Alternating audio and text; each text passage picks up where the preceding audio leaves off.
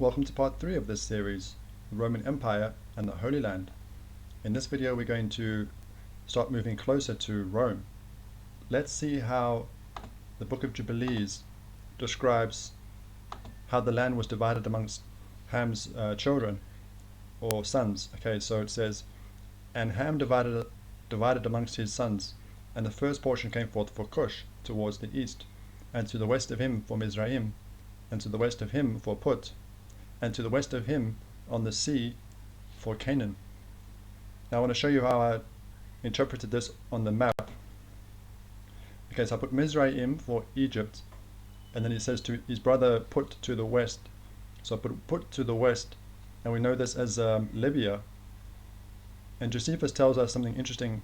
He says that this name of Put was changed, and it was actually a son of Misraim called Libyos, where we get the name Libya.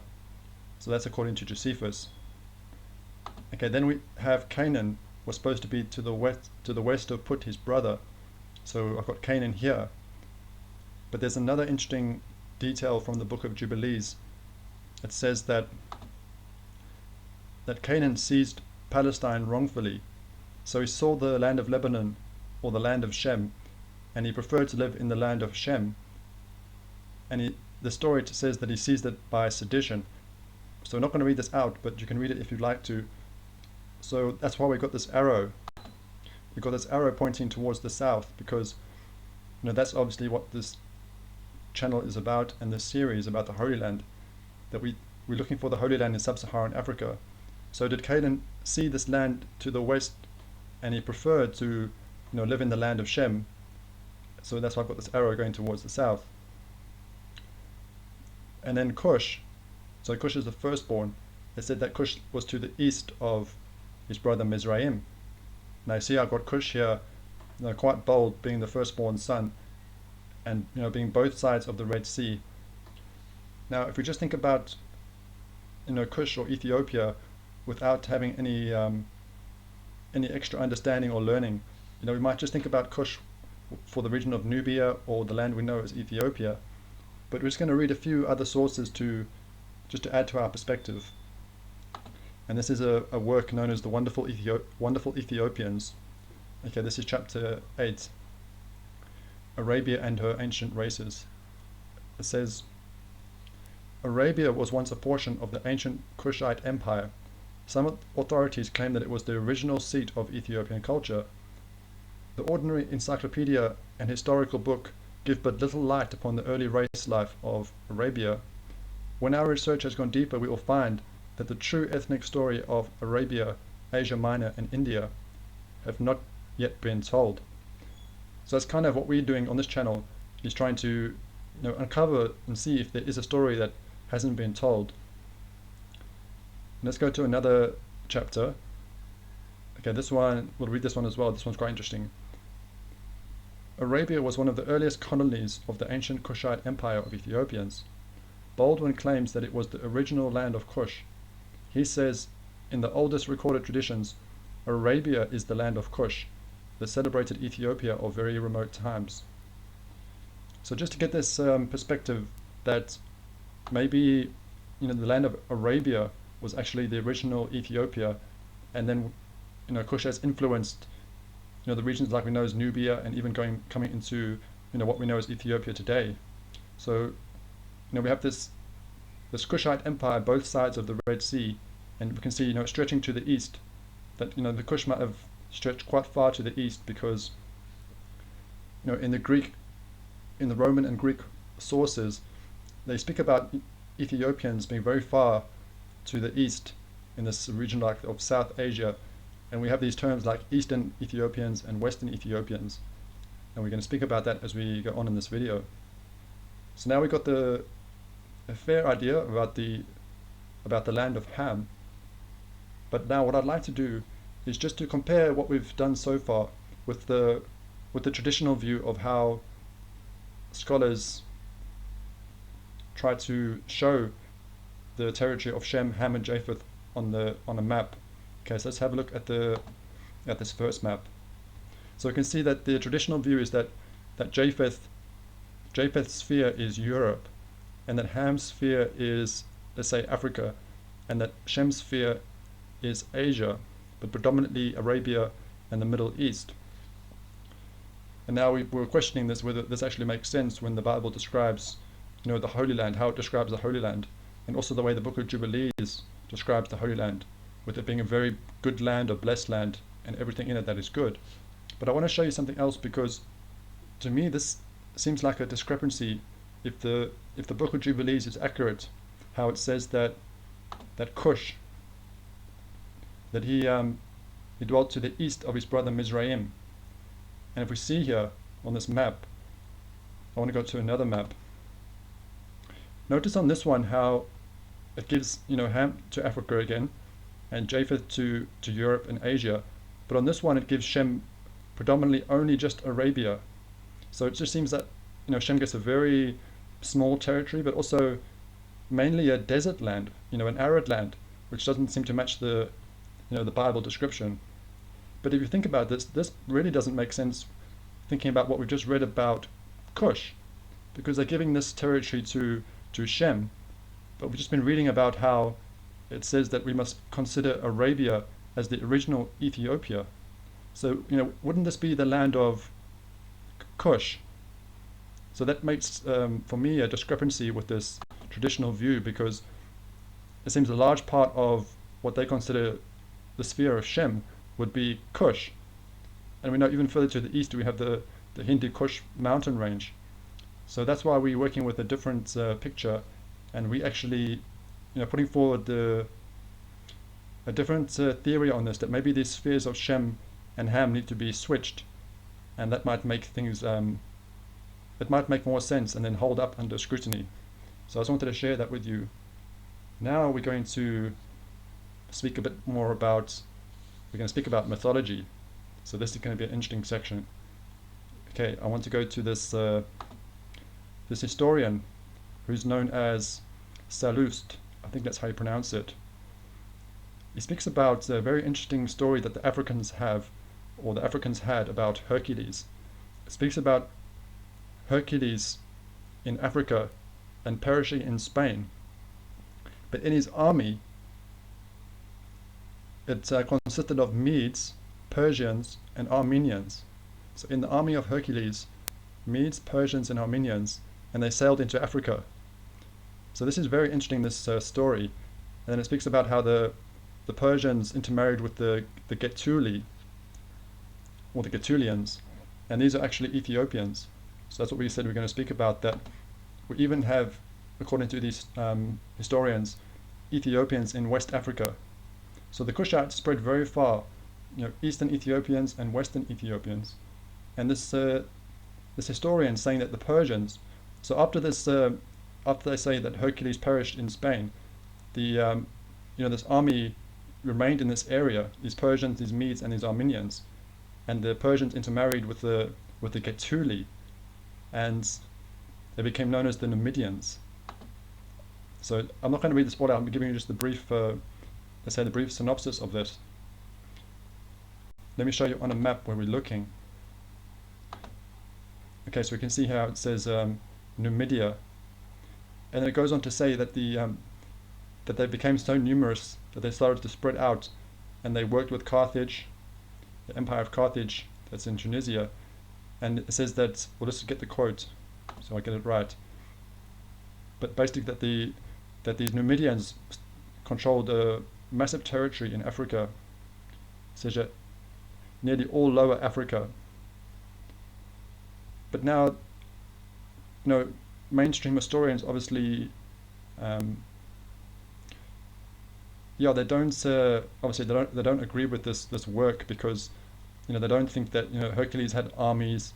But another thing that says something very interesting here is that the Medes, that the Africans corrupted the word Medes and became Moors. So this is also another interesting thing, that it says that the Medes were the Moors, but obviously the scholars are rejecting this, saying that it doesn't seem like the Medes could be corrupted into Moors. But I wanted to show you this map. I saw something interesting. that we have here on this map, we have the Maori, and we also know this region as Mauritania. So I was wondering whether it could be this word, Maori, that got corrupted into Moors. So I'm not saying that we have to, believe this historian, but it's very interesting this thinking about this idea of Hercules, being in Africa and campaigning towards Spain, and in his army, Persians, Medes, and Ottomanians. So very interesting that we would have potentially, if we look at this map, Medes, Persians, and Armenians in this region. But like I said, we don't have to believe it, but we're just going to keep it in our minds, because we're going to go to another source, and this is Josephus again, and he speaks about how the nation of the troglodytes were derived from Abraham by Keturah. Now, again, I don't want to read this all out, but the basis of this is that the sons of Keturah, so I think it was Abraham's third wife, Abraham sends them away, and it says they took possession of Troglodytis, the country Arabia the Happy, which we spoke about already, and also it says that Ophron is a Midianite, a grandson of Abraham, that he made war against Libya and took it. So that would be interesting, because then we would have, if we go to this map, if this account is true, we would have Midianites in this region of Libya, so descendants of Abraham in this region. And the reason why Josephus is saying this is because he's speaking about this word Africa. Where does this word Africa comes from? And he's saying that, according to what he obviously was, the things that he'd learned was that it comes from this grandson of Abraham, Ophron. So that's where he's saying this word Africa comes from a grandson of Abraham, which is interesting. But it also goes on to speak about Hercules, because it says that, two of these grandsons of Abraham, so Ephod and Japhran, they were auxiliaries in the army of Hercules. So another account here of Hercules having an army, but now he's campaigning against Libya.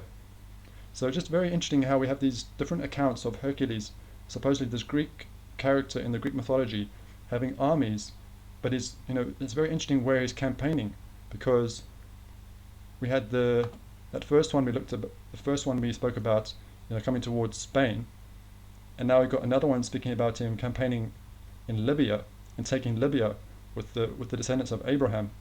So you can kind of see how they support each other in a way, that you could be campaigning against Libya and then coming towards Spain. So it's very interesting. And I also noticed how one of these grandsons of Abraham is called Zeus, and that seems very similar to the word for the Greek god Zeus. And that's what we're going to speak about now to finish the video, because who was Hercules? That's what we're going to speak about, because we also have this very famous location here known as the Pillars of Hercules. We know it today as the Straits of Gibraltar, but it's interesting how we have these accounts of Hercules campaigning in Spain and Libya, and even this geographical location, the Pillars of Hercules. Okay, so let's speak about the mythology. So the Greek mythology. So we're just going to do a very basic account of this. So we have two generations, the Titans and the Olympians. So the Titans, the older generation, and the Olympians, the younger generation. And the famous war of the Titans, and the Olympians overthrow the Titans.